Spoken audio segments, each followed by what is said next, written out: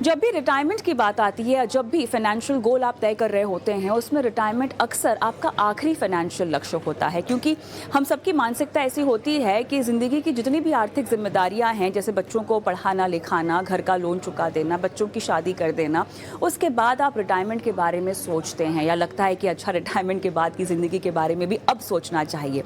लेकिन ऐसा क्यों है कि अगर आप रिटायरमेंट को अपना आखिरी गोल रखते हैं तो आप सबसे बड़ी गलती करते हैं? क्या इस मानसिकता में बदलाव आ रहा है? भारतीय जो है, जब भी रिटायरमेंट की बात आती है तो इंश्योरेंस प्रोडक्ट्स क्यों खरीदना चाहते हैं? क्यों म्यूचुअल फंड में अब भी रिटायरमेंट को लेकर निवेश में थोड़ी सी कमी है? एक खास सर्वे किया है पीजीएम म्यूचुअल फंड ने, और इसी सर्वे की बारीकियों और रिटायरमेंट को लेकर आपके लिए सही रणनीति क्या है, इस पर हमने विस्तार से बात की है Ajit Menon, CEO PGM India mutual fund से। आइए इसी बातचीत को सुनते हैं। Ajit Menon, CEO PGIM mutual fund, आपका बहुत बहुत स्वागत है हमारी इस बेहद खास पेशकश में। और मेरे ख्याल से रिटायरमेंट को लेकर कुछ नई फाइंडिंग्स आई हैं। लगातार आप इस तरह के सर्वेस करते रहते हैं और हम सब जानते हैं रिटायरमेंट अगर एक फाइनेंशियल गोल के तहत देखा जाए तो कितना अहम होता है। हालांकि लोगों में इस लक्ष्य को तय करने को लेकर जो जागरूकता है, जो समझ है, वो अक्सर 40-45 के बाद आती है, जब उनको लगता है कि जिंदगी की सारी जो आपकी जिम्मेदारियां हैं वो खत्म हो चुकी हैं। जो आपने ताजा सर्वे किया है, मुझे उसमें कुछ एक्स्ट्रा ऑर्डिनरी या कुछ नई तरह की फाइंडिंग्स, शुरुआत उसी से करना चाहती हूं। सुना है कि लोगों में आपके सर्वे के मुताबिक रिटायरमेंट को लेकर जागरूकता थोड़ी ज्यादा आ गई है। जी कविता, थैंक यू वेरी मच। ये जो सर्वे हमने पीजीएम इंडिया ने किया हुआ है एनआईक्यू, नीलसन एनआईक्यू के साथ, जो ग्लोबल लीडर्स है रिसर्च में, हमें एक ऐसा मौका मिला कि हमारा जो पहले सर्वे था वो 2020 में हमने पब्लिश किया, और उसके बाद पैंडेमिक का जो इम्पैक्ट हुआ उसको हम मेजर करने के लिए जो नया सर्वे है उसमें काफी सारे ऐसे इंसाइट्स हमें मिले कि क्या चेंजेस हैं एटीट्यूडनल और बिहेवियरल लोगों में। और सबसे बड़ा इंसाइट ये है कविता कि शायद जो पैंडेमिक, जो कोविड का इम्पैक्ट रहा लोगों पर, थोड़ी सी जागरूकता कि ये लॉन्ग टर्म इन्वेस्टमेंट्स के लिए और अपने रिटायरमेंट के लिए ये अवेयरनेस बिल्कुल दिख रहा है कि इट हैज इंक्रीज्ड। हमारे पहले सर्वे में अबाउट 49% पीपल, लोगों ने कहा कि हम रिटायरमेंट के लिए रेडी हैं। और इस सर्वे में जो हमने अभी अभी पब्लिश किया हुआ है, वहां पे 67% of people are now saying कि वो रिटायरमेंट के लिए रेडी हैं।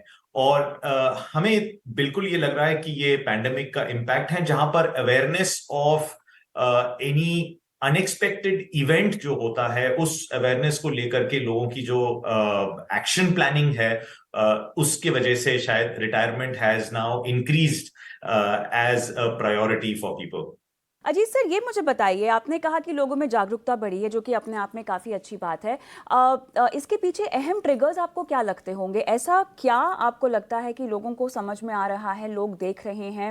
फाइनेंशियल प्लानिंग को लेकर हम सब जानते हैं, देखिए कोविड के बाद से लोगों में जागरूकता बहुत ज़्यादा बढ़ी है। भले ही आप सोशल मीडिया के जरिए कहिए या आपके और हमारे एफर्ट्स के ये कहिए, लेकिन लोगों में ये समझ आ गया है लोगों को कि इन्वेस्टमेंट बहुत ज़रूरी है। और उसमें भी आमतौर पर तो लोग अपने बच्चों की पढ़ाई लिखाई और उनको अगर घर खरीदना है, बच्चों की शादी, इसके लिए रकम जुटाने पर ज़्यादा तवज्जो देते हैं, जो कि एक इम्पॉर्टेंट लक्ष्य हैं आपके ज़िंदगी के। उसके अलावा रिटायरमेंट को लेके उत्सुकता जो इतनी बढ़ रही है, क्योंकि कहीं ना कहीं हम ये भी देख रहे हैं, अजीत सर आप भी मेरे ख्याल से इस बात को समझेंगे और इत्तेफाक रखेंगे कि रिटायरमेंट के कॉन्सेप्ट को लेकर भी हम बदलाव देख रहे हैं। वो मेरे ख्याल से जो एक माइंडसेट था कि अच्छा 60 तक हमें रिटायर होना है और उसके बाद हमारी ज़िंदगी शुरू होगी, अब अर्ली रिटायरमेंट का समय आ गया है। एंटरप्रेन्योरशिप की एक वेव है हमारे देश में, जहाँ पर लोग जो हैं 40 तक ही काम करना चाहते हैं, नौकरी करना चाहते हैं, उसके बाद उन्हें खुद को, जिसको वो कहते हैं कि calling of our life, second innings, ठीक है, तो अर्ली रिटायरमेंट का भी एक कॉन्सेप्ट आ गया है। तो जिस रिटायरमेंट की बात आप कर रहे हैं, उसके पीछे, उसकी समझ के पीछे क्या ट्रिगर्स आपको आते हुए दिखाई दे? कविता, एक बहुत बड़ा जो ट्रिगर है जो हमें रिसर्च में दिख रहा है कि पैसे के मामले में, इन्वेस्टमेंट के मामले में, फाइनेंशियल प्लानिंग के मामले में जो लोगों की प्रायोरिटीज है, जैसे कि आपने कहा कि बच्चों को लेकर के उनकी पढ़ाई, उनकी शादी या घर, गाड़ी, ये जितने सारे फाइनेंशियल गोल्स थे, रिटायरमेंट थोड़ा सा प्रायोरिटी में कम ही रहता था। लेकिन पैंडेमिक के वजह से हमें ये देखने को मिल रहा है कि एक सेल्फ आइडेंटिटी को लेकर के लोगों में और काफी सारा एक एस्पिरेशन है कि मैं फैमिली ऑब्लिगेशंस तो मीट करूंगा ही करूंगा, लेकिन मेरे लिए क्या, मैं भी कोई हूं और मेरे जो एस्पिरेशंस है ये भी मैं फुलफिल करना चाह रहा हूं। तो मैं कहूंगा कि सबसे बड़ा जो एक इंसाइट हमें इस रिसर्च से मिल रहा है वो ये कि लोगों में एक सेल्फ आइडेंटिटी की भी बात निकल के आ रहा है अब। और आपने जैसे कहा कि मैं एंटरप्रेन्योरशिप के बारे में कि मैं रिटायर भी करूंगा तो सेकेंड इनिंग्स में मैं ऐसा कुछ करूंगा कि मैं अपना बिजनेस चलाऊं या मैं अपना कुछ करूं, ये एक फैक्टर बिल्कुल है लोगों में कि एक secondary source of income primary source को रोक करके सेकेंडरी सोर्स ऑफ इनकम भी मेरा कुछ रहे, ये बात बहुत बढ़ के आ रही है। अजीत सर, अगला सवाल मेरा ये है कि रिटायरमेंट को लेकर जागरूकता सबसे ज्यादा आपको किस एज ग्रुप में इस सर्वे के तहत आती हुई दिखाई दे रही है? क्या हम यहाँ पर जेनजीज की बात कर रहे हैं, हम मिलेनियल्स की बात कर रहे हैं, या हम उस तबके की बात कर रहे हैं जो मेरे ख्याल से 50 या उससे ज्यादा उम्र के हो गए हैं? कुछ आपके सैंपल सर्वे में जिन लोगों से आपने बात की है, जिस तरह के लोगों से बात की है, उनके बारे में कुछ बताएं। तो इस सर्वे में जो हमने 3,000 करीब लोगों के साथ जो ये रिसर्च किया, मेट्रोज में, मिनी मेट्रोज में, टीयर 1 में, और जो ये 67% लोग हैं जो कहते हैं कि हम रिटायरमेंट के लिए रेडी हैं, इन 67% लोगों में सिर्फ करीब करीब 30% लोगों ने ये कहा है कि मैं रिटायरमेंट प्लान, मेरे मेरे पास लिखित में रिटायरमेंट प्लान है। और जब ये रेडीनेस हम देखते हैं कि लोगों ने अपना रिटायरमेंट प्लान बकायदा बनाया हुआ है एज अ फाइनेंशियल प्लान, इसमें एक्चुअली फीमेल्स की तादाद जो है मेल से ज्यादा है। एज ग्रुप को लेकर के 40 प्लस के एज ग्रुप में तादाद जो है ज्यादा है कंपेयर टू मिलेनियल्स।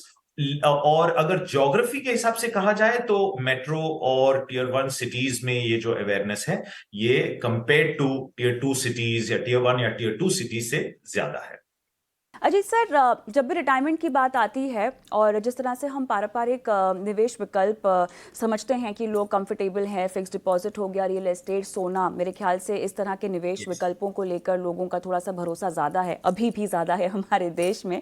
हम अभी भी जानते हैं कि म्यूचुअल फंड की पेनिट्रेशन को लेकर मामला आगे बढ़ा है, लेकिन वहाँ तक नहीं पहुँचा है हम सब चाहते हैं। मुझे ये जानना है कि आपके सर्वे के मुताबिक रिटायरमेंट को लेकर सबसे भरोसेमंद निवेश का विकल्प कौन सा सामने आता हुआ देखा गया है?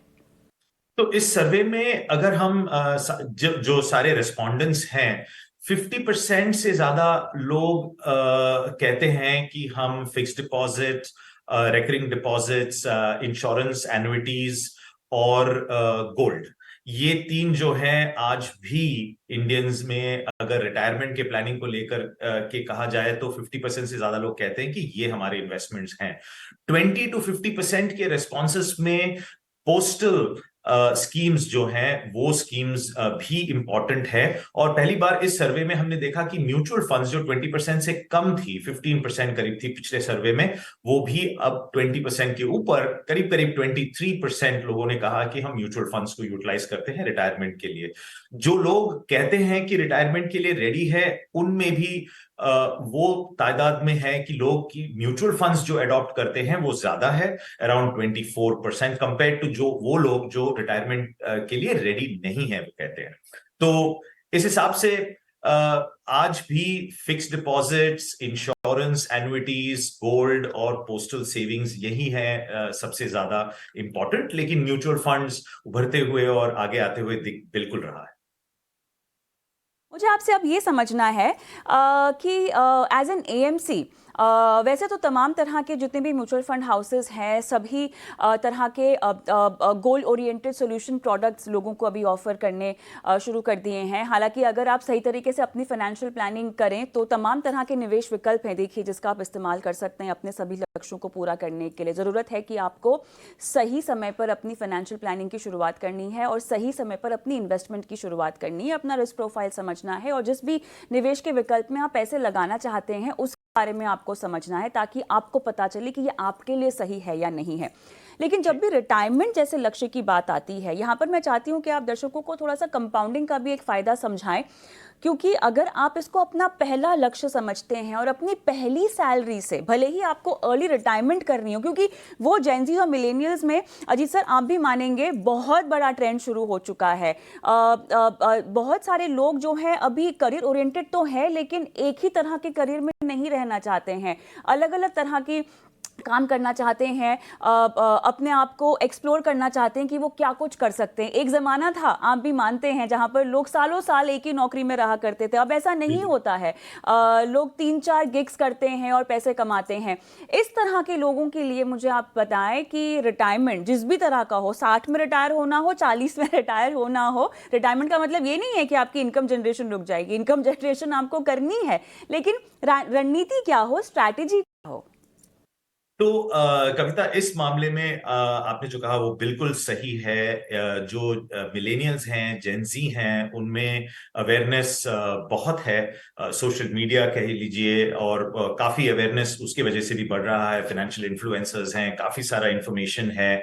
और मैं ये मानता हूं कि अगर आप एक सैलरी पोजीशन में हैं जहां पे आपका पीएफ वगैरह कट अगर रहा है, तो व्हेन यू आर यंग, अगर हम उनको कहें कि ऑफ कोर्स कंपाउंडिंग का इम्पैक्ट तो है कि आप जितनी जल्दी शुरू करें तो आपका कंपाउंडिंग इम्पैक्ट उतना ही पॉजिटिव रहेगा, लेकिन ये शायद उतना प्रैक्टिकल नहीं है जहां पे यंगस्टर्स एक जिंदगी ना मिलेगी दोबारा स्टाइल में अपनी एक्सपीरियंसेस लेना चाहते हैं लाइफ के लिए। और हमारे सर्वे में ये देखा गया है कि जो लोग रिटायरमेंट के लिए प्लानिंग शुरू करते हैं तो वो अप्रोक्सीमेटली 33 या 33 इयर्स के एज के करीब शुरू करते हैं। और अगर उन्होंने नहीं शुरू किया तो वो प्लान करते हैं कि वो 45 या 50 के उम्र के आसपास फिर से शुरू करेंगे कि वो रिटायरमेंट के लिए प्लान करें अपना फाइनेंसेस।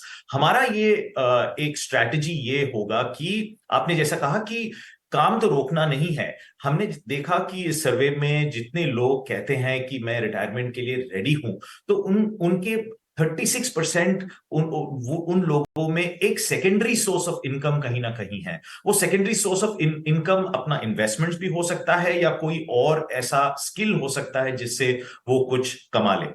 एज अ स्ट्रैटेजी मेरे ख्याल में एक प्रैक्टिकल चैलेंज ये है कविता की लॉन्जेविटी, कि आप शायद 90 या 100 साल तक जियोगे, ये ज्यादा आ रहा है ग्लोबली, ना कि सिर्फ इंडिया में। Globally living longer is definitely a challenge. तो इस चैलेंज को लेकर के हम 40 या 50 में अगर हम रिटायर करना चाहे और बिल्कुल ही काम ना करें, ये स्ट्रैटेजी तो नहीं बन सकता। आपने जैसे कहा, कमाते रहना है, लेकिन ऐसा कुछ करना है जिसमें हमें खुशी हो और हम उससे कुछ हमारे फाइनेंसेस को सप्लीमेंट करता रहे। तो स्ट्रैटेजी सबसे बेस्ट यही होगा कि आप एक कोई भी उम्र में सिर्फ एक स्किल से जो इनकम है वो एज अ स्ट्रैटेजी नहीं चलेगी। और आपको ये सोचना है, कोई भी एज हो आपका, कि आपका ऐसे कितने स्किल्स हैं, सेकेंडरी स्किल या टर्शियरी स्किल्स हो सकते हैं जिससे आप कमा सकते हैं। पैंडेमिक में काफी लोगों ने अपने छोटे छोटे बिजनेसेस शुरू किए, वेदर इट वाज कुकिंग और वेदर इट वाज केटरिंग और whether it was so many other aspects. So that is the best strategy, क्योंकि सबसे बड़ा चैलेंज रिटायरमेंट में is that you will probably live longer than you expect. तो कोई भी corpus के बारे में कहा जाए तो एक तो कंपाउंडिंग का बेनिफिट तो लेना ही है, जितना जल्दी शुरू करे वो बहुत ही अच्छा है। लेकिन उससे भी इंपॉर्टेंट मेरे ख्याल में ये है कि आप मेंटली और फिजिकली इन्वॉल्व रहे till the end of life, and through any work, कोई भी ऐसा काम जो आपका स्किल हो जिससे आप कुछ ना कुछ कमाते रह सकते हो और आपके इन्वेस्टमेंट्स को आप सप्लीमेंट करते रह सकते हो। तो ये सबसे बेस्ट स्ट्रैटेजी है कविता। तो अजीत सर, आपने तो उन सभी लोगों का दिल तोड़ दिया जो कि #YOLO नाम से सोशल मीडिया पर टैग्स डालते हैं। You only live once. तो मैं इन्वेस्टमेंट भी कर रही हूँ, कमा भी रही हूँ, लेकिन मैं अपने पैसों को आज क्यों नहीं एंजॉय करूँ? वो कैसे करूँ फिर? तो इसीलिए मैं कह रहा हूं कि अगर आपको एंजॉय भी करना है वो, फिर तो आप ये तो नहीं सोच सकते कि मैं एक ऐसा दिन आएगा जब मैं सब कुछ छोड़ छाड़ के मुझे पैसे की बिल्कुल ही जरूरत नहीं रहेगी और मैं जो चाहूं कर सकता हूं या कर सकती हूं। मेरे ख्याल में मेरा ये स्ट्रैटेजी का कहने का मतलब ये है कि आप एक प्राइमरी सोर्स ऑफ इनकम, जो भी आपका स्किल है वो तो है ही, और आप शायद रिटायर करना चाहोगे उस प्राइमरी स्किल से, लेकिन आपके पास ऐसे सेकेंडरी स्किल्स भी होनी चाहिए, इंटरेस्ट होनी चाहिए, हॉबीज होनी चाहिए जो आप मोनेटाइज कर सके, जिसमें आपका, अगर आप काम कर रहे हो तो you do not feel stressed of that job. You're not working for somebody, you're working for yourself, but you don't feel stressed. और पीजिम इंडिया ने कविता हम अभी पब्लिश नहीं किए हैं, लेकिन we have collected about 50 different jobs that you can do, 50 different gigs that you can do, where can you learn it from, how much will it cost, और कितना आप कमा सकते हो, interviews with people who have done it, and these are people who have monetised hobbies. किसी को pets अच्छे लगते हैं तो पेट ग्रूमिंग का सर्विस शुरू किया, किसी को योगा अच्छा लगता है, योगा इंस्ट्रक्टर बन गए।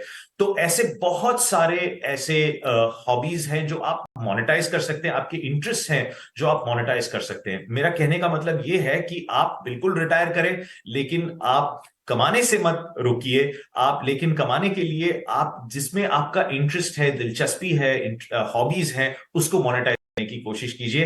That is a very good strategy, especially when you are going to be ending up living longer, so that you're fully occupied, both mentally and physically. चलिए, इसी के साथ अजीत सर, बहुत बहुत धन्यवाद, आपने इतना सारा समय मुझे दिया और इतने इत्मीनान से दर्शकों से बात की और उनका मार्गदर्शन किया। धन्यवाद। Thank you, Kavita. Thank you.